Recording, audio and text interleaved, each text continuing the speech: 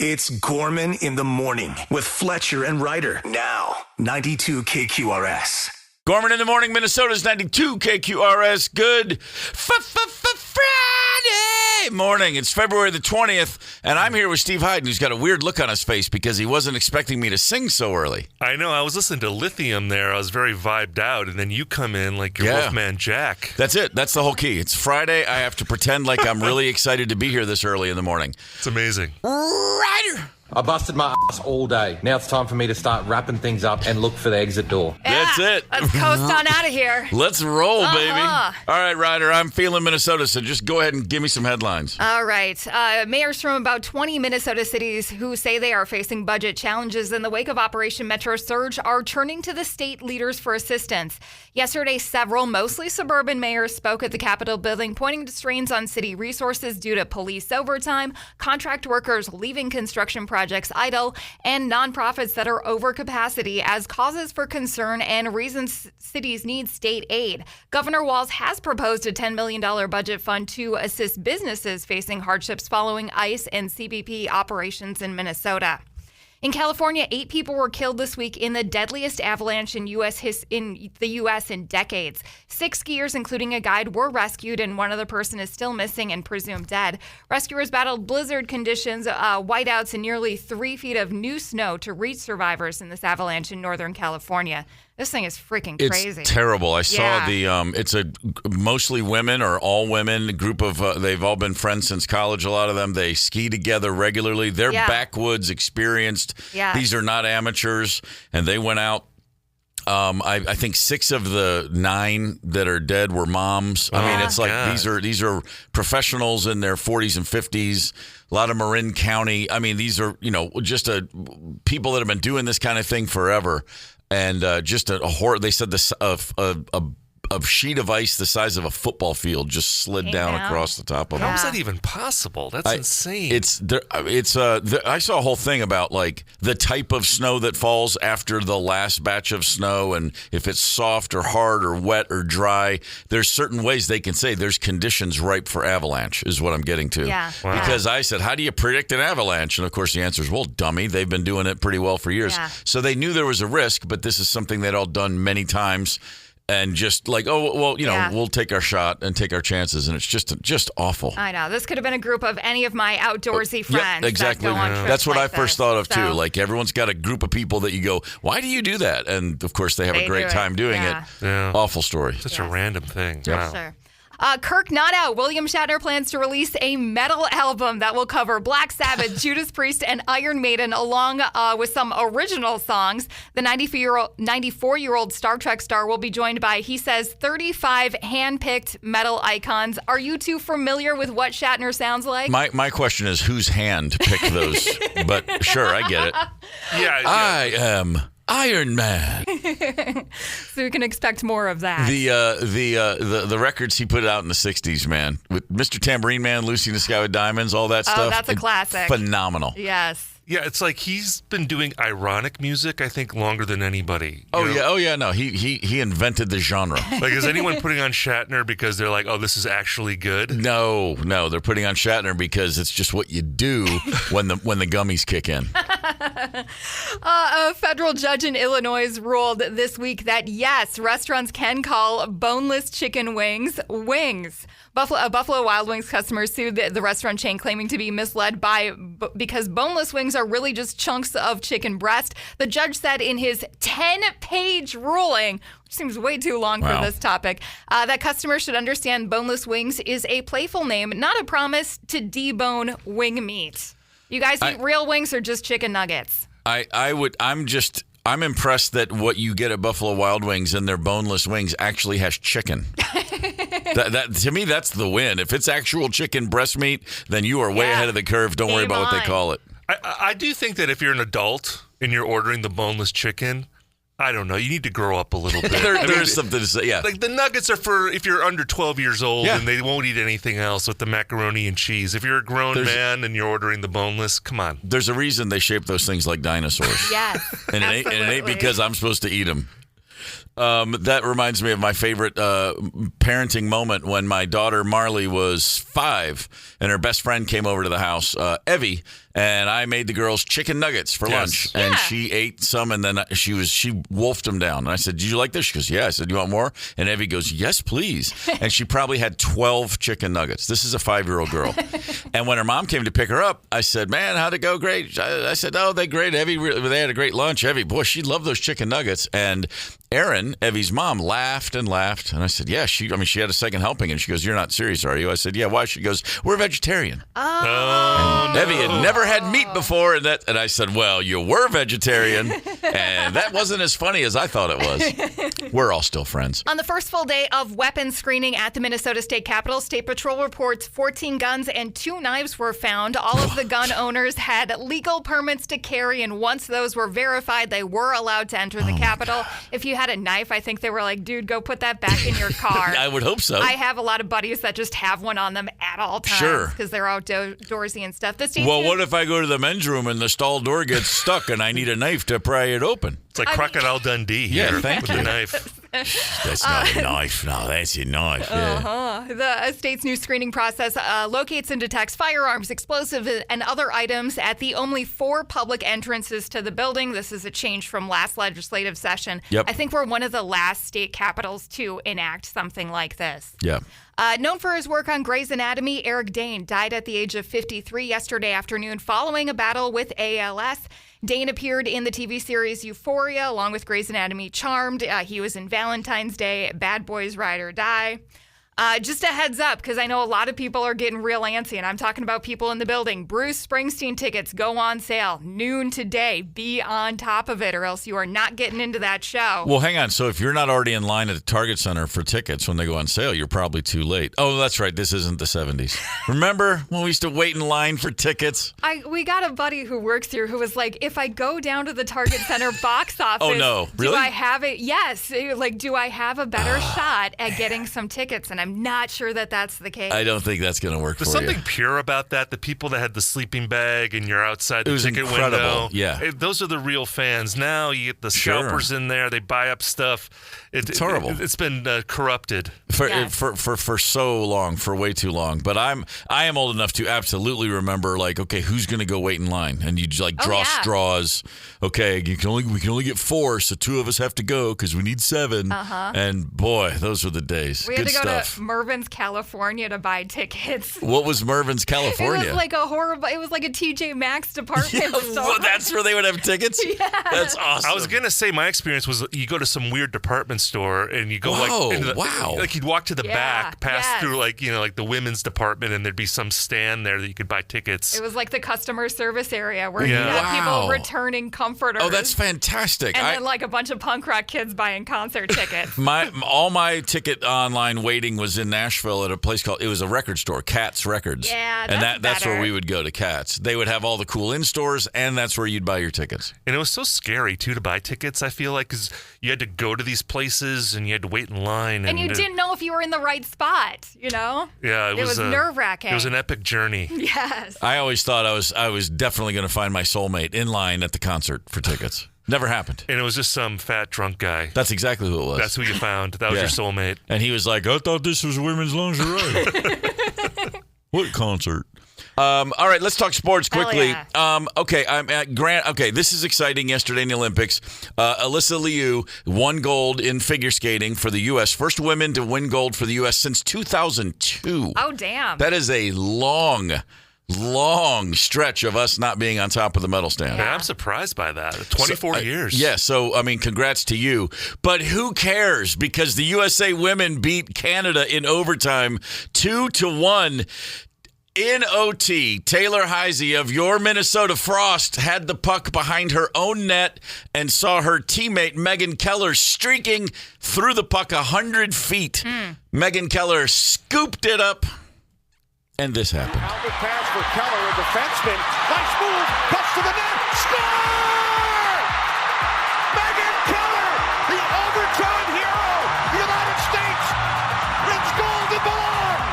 Yes. I was watching that game. I jumped up. As I do in any sporting event when I'm that involved and the moment happened, just burst into tears. Just my eyes immediately, boom. It's just this release of, it's just so exciting. There's nothing like it. Watching the team celebrate. Now, if it had been Canada that had scored that goal, I wouldn't have burst into tears, but I would have still had a surge of, oh my God. I mean, just the moment is always so, especially at the Olympics. And Team USA after the game, a lot of folks saying, like, this is the greatest women's hockey team that's ever played. Like, the level of talent and the way they played, and just realizing that it easily could have been for naught because Canada had that lead. They scored a shorthanded goal in the second, and we didn't get the equalizer till there was 2 minutes to go in the game. Ooh. It was an incredibly tense game. Really, really exciting. And for Taylor Heisey, who we had on the show last year, kid from Red Wing, she said afterwards she got she had the puck, like I said, behind her own goal, and she goes, well, she was flying up the ice. I wanted to change, so I just threw the puck up there so I could get off the ice. She didn't see the goal. She was skating to the bench. No.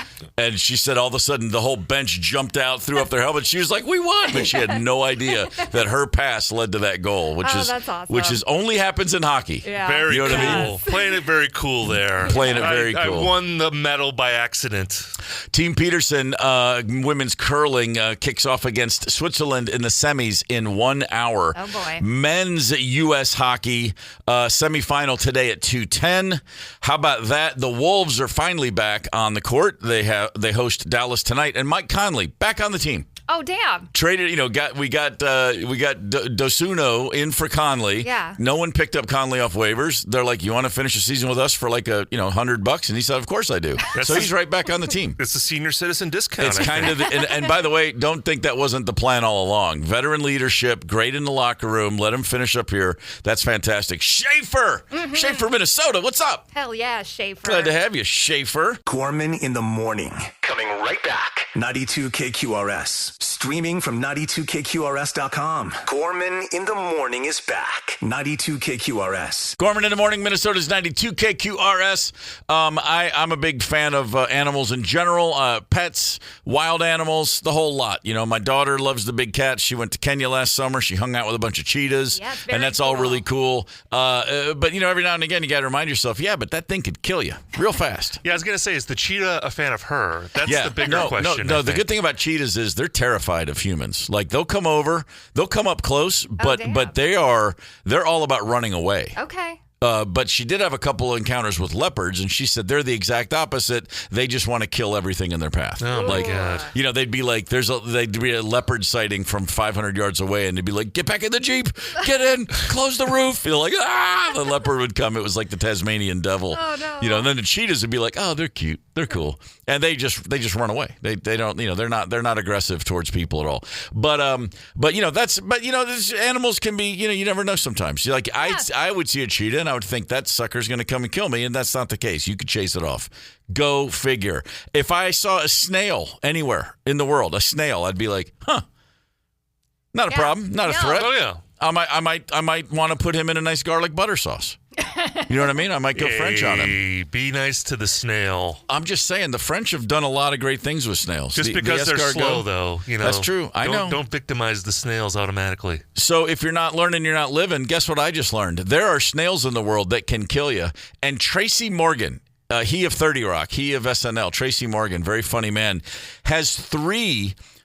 in his various fish tanks, he has 3 cone snails. Now, what is a cone snail? Yeah. It's a snail that is highly venomous, completely fatal to humans, can be. And in fact, a cone snail can kill a blue whale. Oh, damn. What? Yeah. How does this? Do we know how this works? It just means that venom? that little bastard's venom is so strong it can kill an animal the size of this building. Essentially, Why would he you has have this? 3 cone snails. Here's the deal: he also has a 20,000-gallon shark tank in his backyard. Okay, he said, "I like to hoard things that could possibly kill me." Yeah, I guess. I like that he uses the word hoard. I have 3 cone snails, 1 out in the shark tank and 2 inside the house that are my daughters. It's the deadliest thing on the planet. There's no cure. It could kill a blue whale, and I have 3 of them.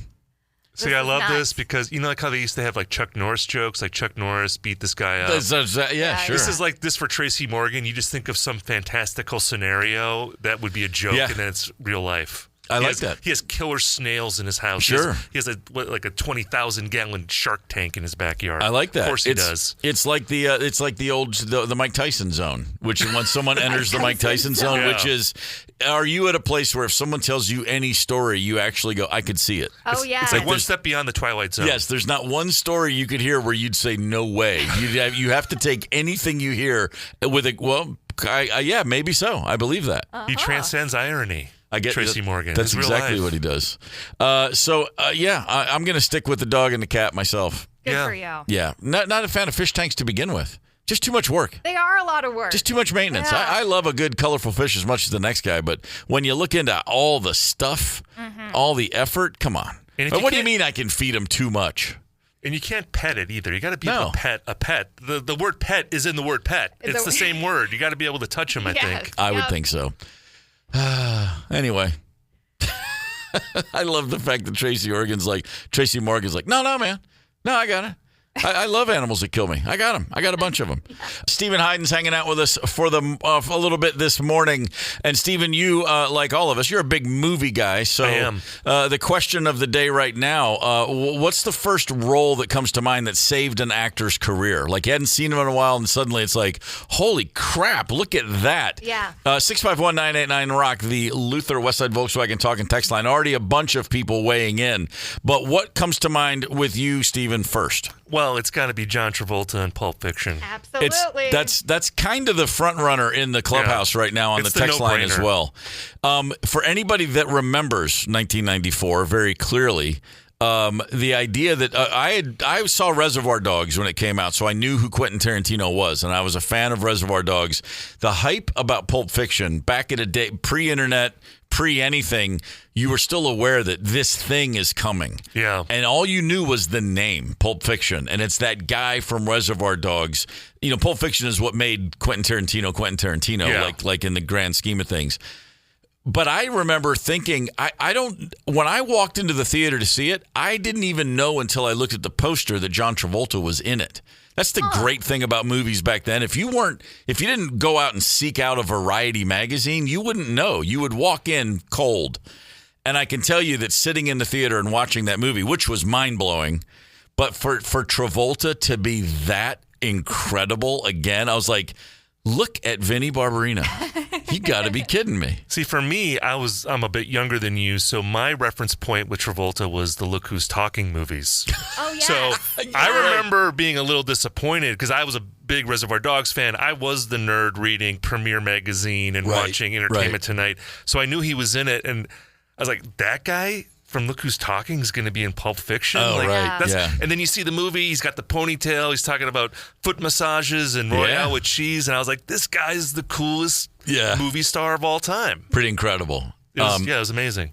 I was 11 when this movie came out, and do you guys feel like this did the same thing for Bruce Willis as it did for John Travolta? Because I at least hadn't seen him a lot of places since Moonlighting. No, I didn't think that was as much, just because he was still, Die Hard. Well, okay, he was that's still a good point. living on it was 6 years later or something, but Die Hard was so huge, and Die Hard 2, fun fact, was so huge. And, and then he did that ridiculous movie with Sarah Jessica Parker, they're boat cops in Pittsburgh, but it was big. I missed that one. He was still doing not to the same level. The big, huge blockbusters. Yeah, like Travolta had been, because Travolta in the 70s was bigger than Bruce Willis ever could have pretended or hoped to be with Saturday Night Fever. Sure. And Grease. Yeah. And Urban Cowboy after Welcome Back, Kotter. I mean, he started on the coolest sitcom ever for a minute when you were a kid. Right. In 1976, nobody was cooler than Vinnie Barbarino.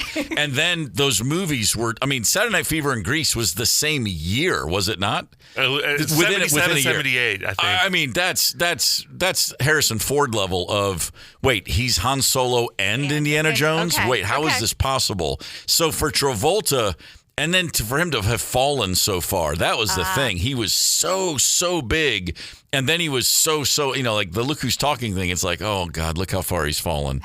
And then here he was in not only a big movie, but with the hippest guy in Hollywood giving him the hey, man, you're the guy. Yeah. And it wasn't just a gimmick. When I saw it, I thought, oh, he's doing this as a joke. That's why he's casting Travolta. Right. But no, he cast him because he thought he was still a great movie star, and he just had to be in the right vehicle, and he proved it. I mean, exactly he was great what it was. in Pulp Fiction.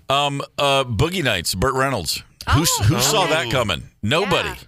That's a great performance. And Burt Reynolds is incredible in Boogie Nights. And weirdly enough, hated it, was embarrassed by it, didn't want to be nominated for it. He was just like, his whole thing was, I wish I hadn't done it. He thought it was glorifying porn. I mean, he had some weird reactions to it.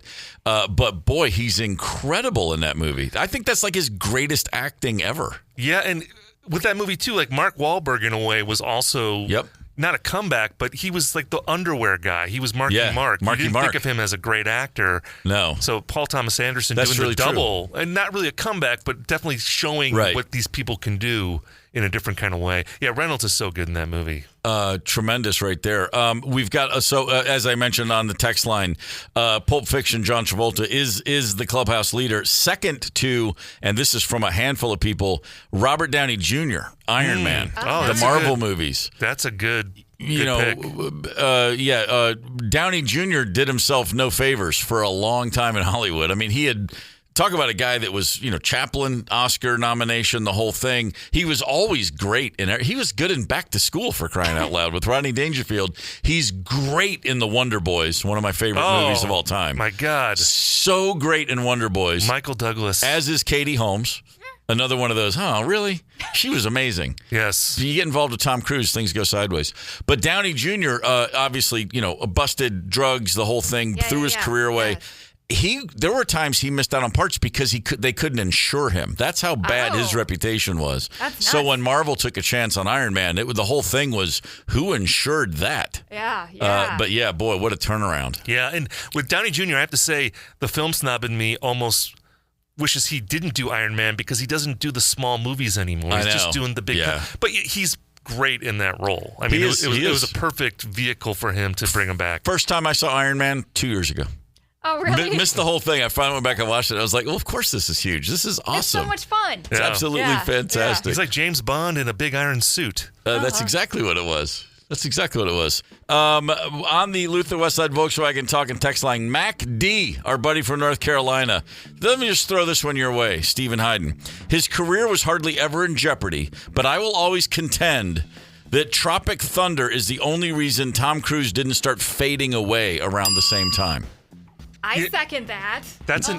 It's interesting because you think of Tom Cruise. I just feel like he's been successful for 40 years, always been a huge star. Sure. But he did have that weird mid-2000s period where he's jumping on Oprah's couch. Yep. And it seemed like, was this guy going crazy? Yeah. And Tropic Thunder, I think, was 2008. So the timing does work, and it is a role that's so unlike Tom Cruise. No one expected him in a comedy, and especially one where he was so obscene and insane and dancing and weird. It was the most unexpected thing in a long time. Like, I wouldn't have thought of that, but really, I'm remembering seeing Tropic Thunder going, is that Tom Cruise? What the hell? I mean, it was the most unexpected thing ever. Yeah, just bald and hairy. It's and the giant beer belly, Les Grossman in the bald cap and the gray hair and the glasses. So funny. Yes. I was out on Tom Cruise until he did this. I'm like, maybe he's okay. And then at some point, it occurred to him, like, I can just keep making Mission Impossibles. And as long as I'm willing to die on film, we're going to keep selling tickets. Just hang me boy, on the side he's of a pushing plane. it. That's it. He's pushing it.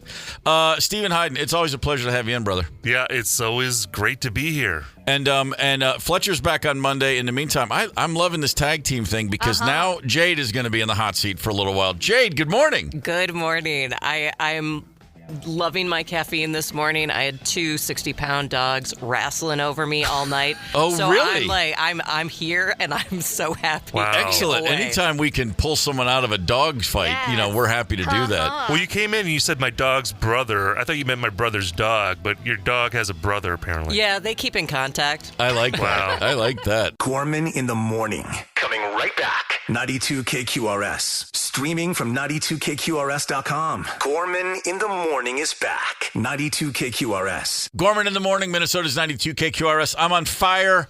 Bruce Springsteen from the Born in the USA record, which sold a couple copies.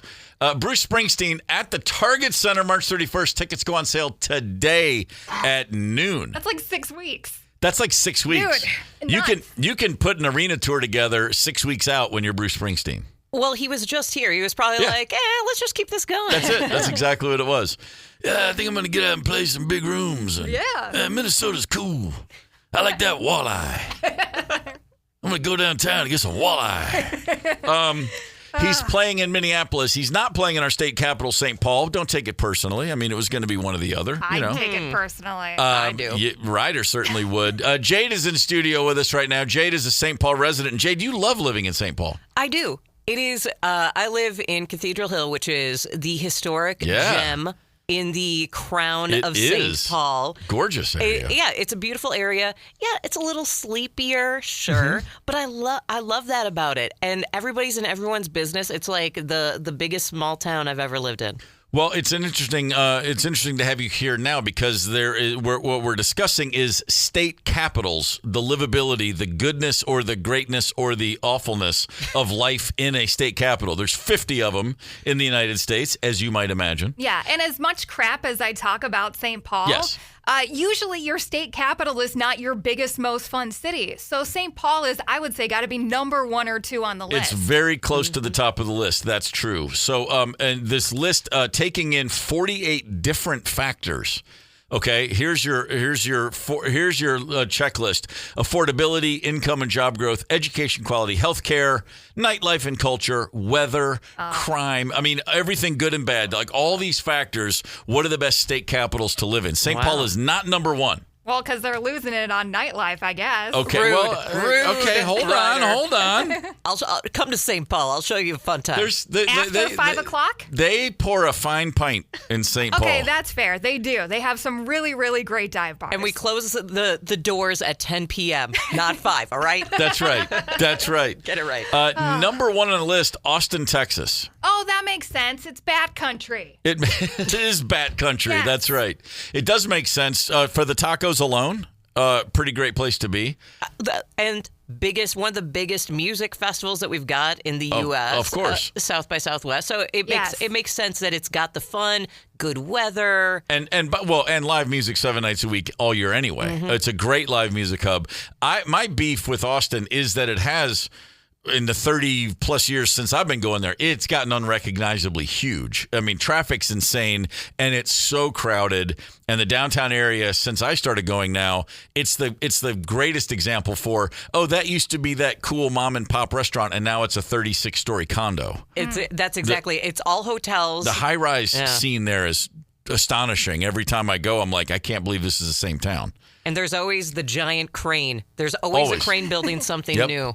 Well, I moved here 3 years ago from Nashville, and I used to say the crane is the state bird of Tennessee, meaning the construction cranes downtown Nashville. And it's on the trajectory that Austin, it's 20 years behind Austin, but it's going there too. It's too big. It's stupid. The infrastructure is nowhere near ready to handle that many people, as you just saw maybe by the ice storm that shut the city down for 2 weeks. It's a mess. But South by Southwest, have both of you been? Yes. I have not. Thumbs up or thumbs down? It used to be better. Again, it used to be manageable. It's so big and sprawling and insane. But if you've never been to Austin, you're going to go there and love it. If you've never been to South by Southwest, you would go there and love it.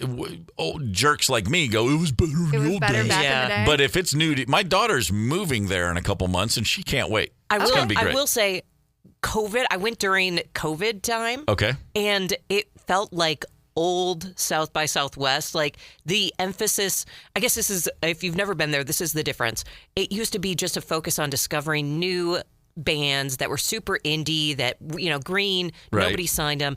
And then it became like Kanye West is doing a show at the Doritos booth, and it got like too corporate. And now it's back to, it's just a bunch of baby bands, and they're having a nice time. That was the first time I went there was 1990, and it was during South by Southwest, and that was it. Like, we were on tour, as it turned out. We had just put our first record out, but you would go there to get record deals.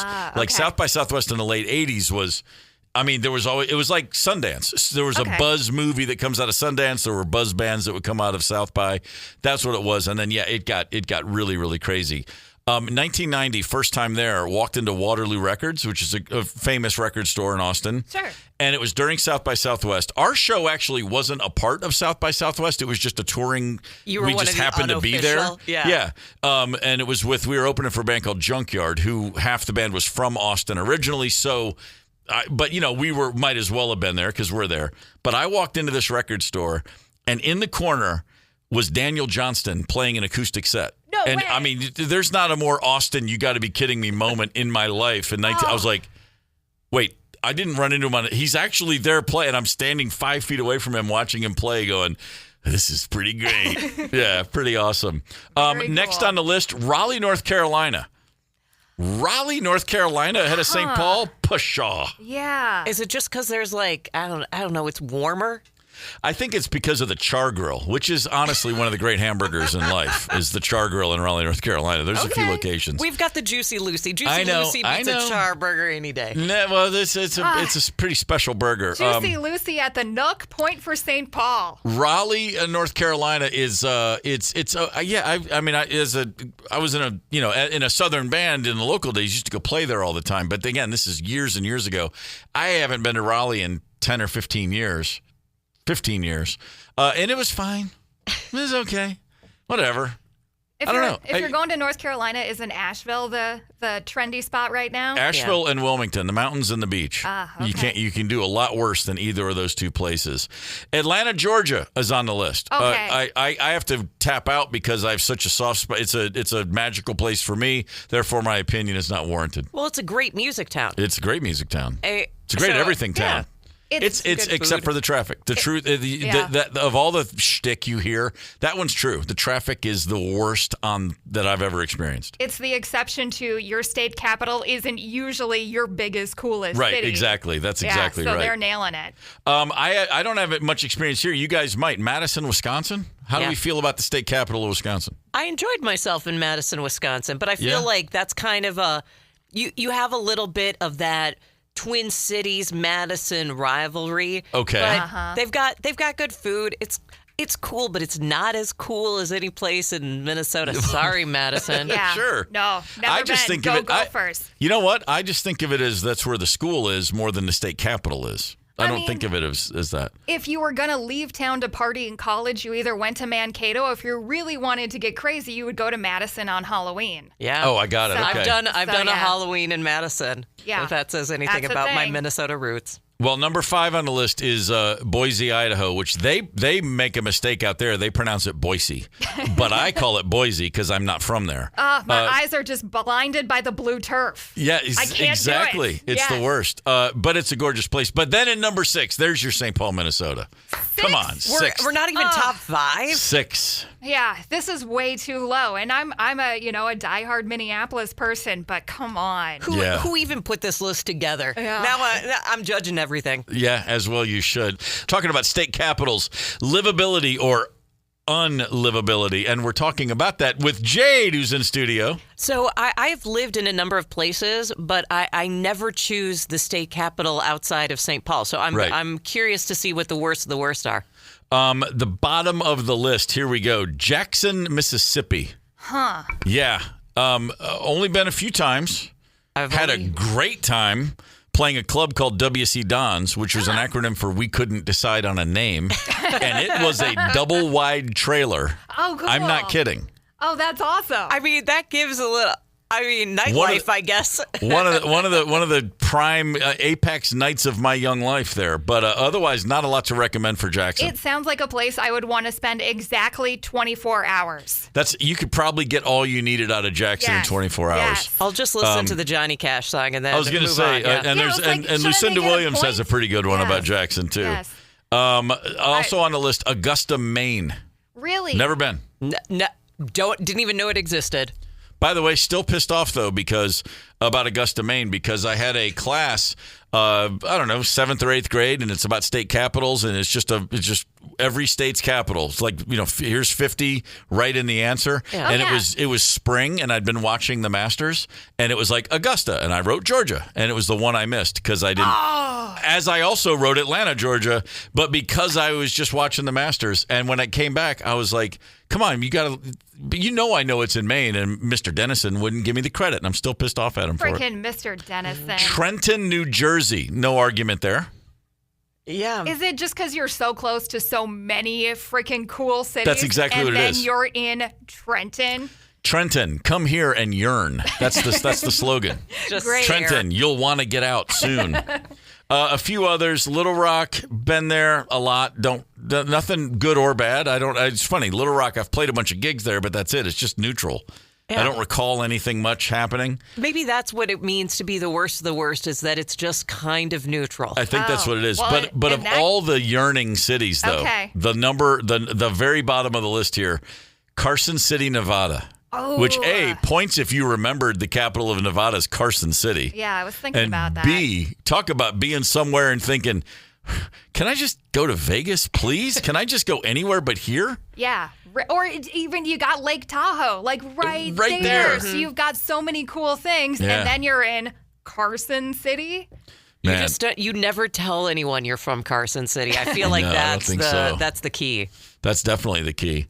Well, but you're living a good life, Jade, because as we already mentioned, St. Paul on this list of 48 different categories, 6th best state capital to live in America.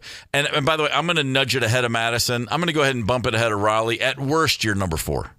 At worst. You know what? I'm bumping us up to. I still think Austin, Texas probably has us, but I would put us in the top 3. Okay. I would too, and I don't even like St. Paul that much. But you got to be number 1. We got to figure out. Once we get the Waymos in St. Paul, maybe then we can beat Austin. That's pro what'll Waymo. do it. Yes. It's all about the Waymos. It's Friday. It's February the 20th. Jade is in studio with us. Good morning, Jade. Good morning. This has been a great morning, actually. Isn't it nice? Yeah. I'm enjoying myself. Yeah, get up a little earlier in the day. Who knew everything happened before 9 o'clock? It's the Navy and us. That's who knew. Yes. We get more done before 9 a.m. than most people do all day. Oh, boy. I thought about joining the Navy for 1 second.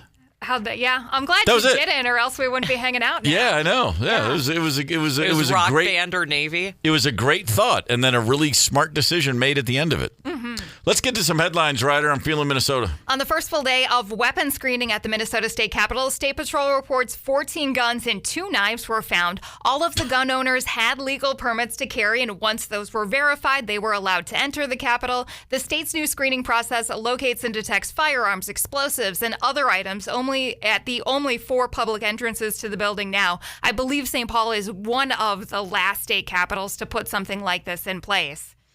Wow. Bruce, it's a lot of firepower. I'm just wondering about the 2 knives. Yeah, what's the situation with that? I mean, I got buddies who carry them. Like, you know how just people... a machete? Yeah. Yeah. It makes me think. I was at the airport years ago in TSA line, and there was an old guy in front of me who was like sort of out of a holler in East Tennessee. Yeah. And he was standing there, and he went through the machine, and the woman said, "Sir, you have to remove your belt." And he goes, "Why would I take my belt off?" And I thought, Wow. Okay. Anyway, so people are like that with their knives. Like, I need it. I don't know when I'll need this knife. Well, I'm Sicilian, and so there's like a thing where you just have your knife in case you need to cut a steak. See? Or like a belt off of a guy at the airport. Off of a guy at the airport. That's exactly right. Yes. Springsteen fans, you are on alert. Bruce Springsteen will kick off his Land of Hope and Dreams tour March 31st at Target Center. Tickets go on sale today at noon. I predict they will be sold out before 12:05. This is going to be a quick one. Oh, no. You got to get there. You think 12:02? I think it's already too late. Kirk, not out. William Shatner plans to release a metal album that'll cover Black Sabbath, Judas Priest, and Iron Maiden, along with some original songs, which I think is kind of weird. Yeah. The 94-year-old Star Trek star will be joined by, he says, 35 hand-picked metal icons. Handpicked. Yeah. Well, I also appreciate this because it's usually the other way around. When you hit a certain age, you're like, let me do my lounge album. Let me cover Sinatra. Okay. And he's already done the lounge thing. Yeah. So now he's like, yeah, it's time for the metal era. I love the handpicked. I love Shatner getting on the phone going, I haven't heard much from Jason Newsted lately. What's he up to? I do love a Jason Newsted reference. Hey, Steve Perry is shutting down rumors he's going to be touring with Journey on the band's upcoming Final Frontier tour, saying, while I'm always grateful for the love people still have for Journey, the rumors about me rejoining the band are simply not true. I want to put them to rest gently. Wow. I still think it's, I think there's two stories we can never talk about too much. And the first is the fact that Def Leppard's drummer lost his arm and they just left him, he stayed in the band. Yes. He could do more with that one arm than most people do. Still the too. most amazing story ever. But young men at the height of their career are like, sorry, guys, we need 3 years off so I can figure out how to play with one arm. And they went, all right, then. Amazing. They should have been granted immediate access to the Hall of Fame for that decision alone. And then the second one is the fact that Journey not only replaced Steve Perry, after a guy in the middle, with a singer who sounds exactly like Steve Perry, but the fact that Neil Schon was up one night surfing YouTube videos and found a kid in the Philippines who sounds just like Steve Perry. And that guy's been there ever since. That's beyond any movie. That's insane. If that was like a made-for-TV movie in the 90s, yes, you would be like, oh, that would never happen. That would never happen. Completely insane. And I guarantee you that Arnel Pineda, is that his name? Still occasionally wakes up and goes, is this all some weird simulation? I'm supposed to be back home, right? I'm in Manila, and this is all in my head? Unplug me from the Matrix. Completely insane. Speaking of completely insane, let's talk about the Winter Olympics. USA women in hockey yesterday defeated those Canucks 2-1 in overtime. The U.S. had just rolled through the entire Olympic Games with nary a challenge. And then the Canadian team, who was a little down, gave us all we needed. First of all, a shorthanded goal for Canada in the second period, which they held on to, a 1-0 lead. I'm watching that whole game going, I cannot believe that we're going to lose to Canada like this. And then with a couple minutes left in regulation, Hillary Knight, who else comes in, gets the equalizer. And then in overtime, Taylor Heisey of your Minnesota Frost takes the puck from her own end behind her own goal and just out of desperation and waiting her shift change says, I'm going to throw this puck to the far end, 100 feet down ice. And who picks it up but Megan Keller, who does this. The outlet pass for Keller, a defenseman. Nice move, cuts to the net, score! Megan Keller, the overtime hero, United States, wins gold and belong. Goosebumps right now. Oh, yeah. When it happened, I was watching the game. I jumped up and I screamed. And this happens all the time. I'm a big fan of sport. Just tears flying down my face. I get so moved. And like when I watch the Olympics, and it doesn't have to be just for Americans, but watching people accomplish, and you know what they've been through, toiling and anonymity, and then when they're on that medal stand or when they get that, when they see the clock or the judges' scores, those things, it kills me. It just absolutely is the best. You can't see this, but Steve's eyes are glistening right now. I'm telling you, man, it's the greatest thing in the world to me. Absolutely love it. And my favorite thing about that is Taylor Heisey, as I said, she was just looking for the shift change. She threw the puck forward and was skating off the ice when the goal happened. Didn't even watch. She wasn't even paying attention. That's awesome. Alyssa Liu won gold for the U.S. women's as a figure skater. There was a time called my childhood when we won that thing every year, it seemed like to me, every Olympics. First gold for a woman in figure skating since 2002. Wow. And she pulled off the Uncharted do like a knee turn. Did you watch that? Like she spun 7 times just on her knees. It was crazy. Yeah. I think it was, she had Donna Summer on, I believe. And she's a real character / personality, whatever you want to call her. She's not your cardboard cookie cutout kid. Yeah. That's what I'm effing talking about, right into the cameras of NBC at the end of her performance. That's pretty great. Very cool. As we speak, the USA women's curling against Switzerland in a semifinal. In the 9th end, the U.S. is trailing 5-3. Those cagey Swiss are putting us in the corner. We still got a little time to bounce back from that. The Wolves are back in business tonight against the Dallas Mavericks at home. Come on, MVP of the All-Star Game, Anthony Edwards. Let's lead this team to some dominant performances. 26 games, I believe, left in the regular season, and I'd be really, really, really happy if we won at least 20 of them because the Western Conference playoffs are going to suck, and we want home court advantage. Roberts, Minnesota. Sup, Roberts? Way up there. Way up there. Way up there in Roberts. Roberts probably got a little bit of snow the other day. Oh, yeah. Boy. Not nearly as much as they would have if they were down south, but a tiny bit. All right, fair enough. Gorman in the morning. Coming right back. 92 KQRS. Streaming from 92KQRS.com. Gorman in the morning is back. 92 KQRS. Gorman in the morning, Minnesota's 92 KQRS. My former rock and roll combo, the Black Crowes, right there. February 20th, 1987. That is 39 years ago. Oh, boy. At 6 a.m. Central Time, I got on a Greyhound bus with a duffel bag and a beer bottle that had $1,200 stuffed into it. 12 single $100 bills in the middle of my duffel bag. And I took that bus to Atlanta, Georgia, a city where I'd never really been, to see an old friend I hadn't seen in a couple years, to start a band with him. That was the plan. This was the day 39 years ago that I, out of just pure desperation and literally having nothing to lose, said, all I've ever wanted to be was a drummer in a band. So by God, I'm going to Atlanta to start a band with my friends, and we're going to do this. I'd never owned a drum kit. I'd only played drums a handful of times. Yeah. How? Wait, what? Okay. Yeah. So when you landed, how long did it take for you to have to bust open the beer? The beer bottle. Okay, hang on. I'll go back a little bit. A few months earlier, I was a senior in college, a broadcasting major at Western Kentucky. And in September of 86, my senior year had started. My buddy called Clint. He goes, "Hey, you're drumming now, right?" And I said, yes, which was kind of true. In fact, because I had played drums a few times. And he said, I'm dropping out. I'm going to start a band. Do you want to be in a band with me? And I said, I sure do. And he said, okay. And he was in college in Massachusetts at the time. He said, let's move to Boston. It's a great music scene. And I said, okay. Ooh. Done. And a week later, he called and said, you know what? Let's go back to Atlanta. It's cheaper. And I said, okay. Yeah. Because if he had said, let's go anywhere, I would have said, okay. This is a friend. We love music together. I wanted to be in a band, and this is a guy. It just made sense. I didn't even think about it. When he asked, I said, I'm going. I dropped out. That's it. And so I had until I said, well, I'll come down in January. It turned out to be February.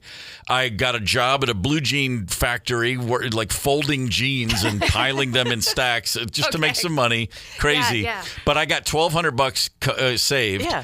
And I moved to Atlanta with $1,200 with which to buy the drum kit and pay rent and do. That's all I had. It was more money than I'd ever had in my life at any time. Sure. And so I had, again, I'm going to the big city, so I got to be safe. So I stuffed 12 $100 bills into a brown beer. It was called Beaver Beer. I found a bottle of beer and I found it. Yeah. Well, I mean, it was just I'd never seen it. It was a dark bottle, so you couldn't see into it. Right. And I tucked it into the middle of my clothes in the duffel bag, thinking, of course, well, someone will probably try to grab my bag. They won't know that's where my money is. This is my idea of how to survive in the big city. They'll just recycle it and I can find exactly. I'm in the big city. So I got off so I take the Greyhound. We go drive an hour to Nashville, then sit there for a couple hours, then get the bus to Atlanta. Sure. Stops in 37 towns along the way. It's a 12-hour journey to go what in a car is 4 hours tops. I get to Atlanta that night. It's a Friday night, February 20th, 1987, and I step off the bus, and I'm expecting to see my friend Clint, who my buddy I'm starting a band with. Yeah. Mm-hmm. And instead, I see a guy who, at the time, my first thought was, this guy looks like Emo Phillips. And he goes, "Are you Steve?" I said, yeah. He goes, "Hey, I'm Chris." And it was Chris Robinson. Oh, no way. And he was Clint's roommate. Okay. And he was like, yeah, Clint's in the bathroom, but I said, oh, okay. And Chris had a car that worked. That's why he was there. And so he came to pick me up in his Volkswagen Rabbit, and then Clint was there.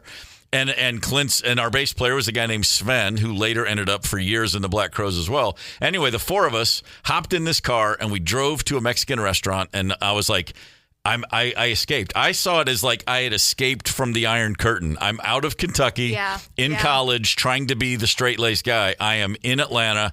I'm going to be in a band with these people, and my life is now beginning. That's literally how I saw it. I was 21 years old, and I was free for the first time in my life. Nice. That's you awesome. weren't wrong. 39 years ago today. Yes. Crazy. What was it like when you made that decision? Like, did you have to think about it, or was it I just? Didn't think for 1 second. Yeah. And anybody else who had asked me, I would have been like, no, that's crazy. But it was just the right guy at the right time. And the funny thing is, when he called me and asked, I was living in a dorm. I was an RA in the dorm. That's the funniest part. If I hadn't been there, the answering machine, which didn't exist, wouldn't have recorded the message.